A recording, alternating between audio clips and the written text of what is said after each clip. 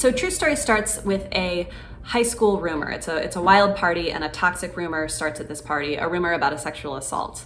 And it's a rumor that radiates through the lives of 4 people for the next 15 years. The novel follows these 4 people as they kind of wrestle and are haunted by this rumor. None of them really knows the full truth of what happened, but all of them are connected to and haunted by the rumor in some way. The book really looks at how the stories that we tell about ourselves, and also the stories that other people tell about us, shape our lives and constrain us and shape our destinies. I had been trying to write about rape culture for over a decade. It's something that has always made me really angry whenever I see high-profile cases come up in the news. I was talking to a friend, and there was a real stretch of time there where a high-profile sexual assault case would kind of come up in the news, and everybody would act like it was this huge, big, urgent issue, and then it would kind of go away, and then the next one would feel big and urgent again. So there was this long-running anger that I had about the way those stories were not really connected to the larger patterns and to our society.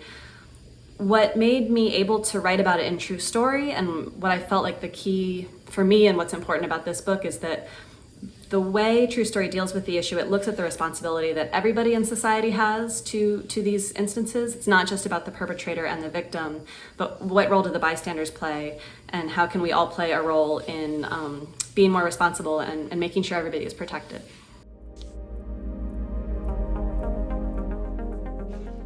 So True Story does play with genre as the book goes through, as it switches from different characters' perspectives. It also takes on the tropes of different genres. So for example, there is a character who's kind of haunted by guilt, who goes to drink himself into oblivion for a weekend in the woods, and scary things start coming out of the woods. So that section becomes a horror novel.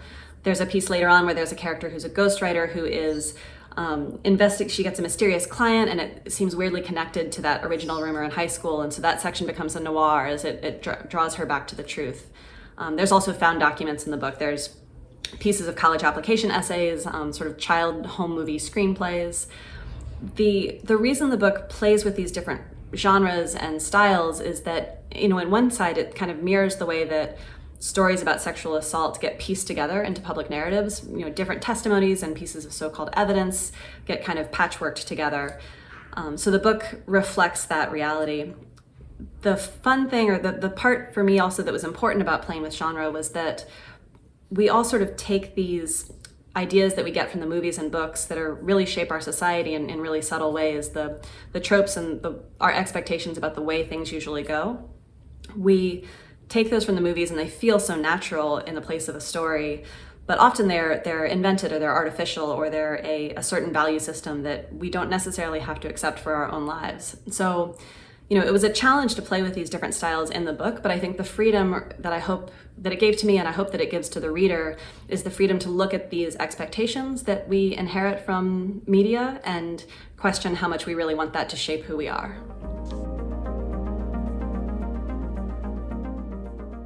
There's one example in an early section. It's actually my favorite section of the book. There's a character named Alice who is writing her college application essays, and in that section you see her going through multiple drafts of the same essay, sort of trying to hone down to what she really wants to say. The section is about how is she going to shape herself, what is she going to say about herself, and as she's writing these essays, she's also working with a sort of guidance counselor, teacher figure who is helping to kind of shape her story in ways that I think are interesting for readers to debate whether those are useful or not. But the pop culture reference, there's a big one in that section. Alice loves horror movies, and so Silence of the Lambs is sort of an important movie that she writes about a lot. And I wanted to include that one because I think it is such an interesting, it's a really complicated film, and I could sort of criticize it from a lot of different angles, but it does really flip a lot of the conventions of sort of a woman running away, or like walking stupidly into the basement of a house. You open seeing Jodie Foster like running through the woods, training, becoming an FBI officer. And so that movie is important to Alice because it really inspires her.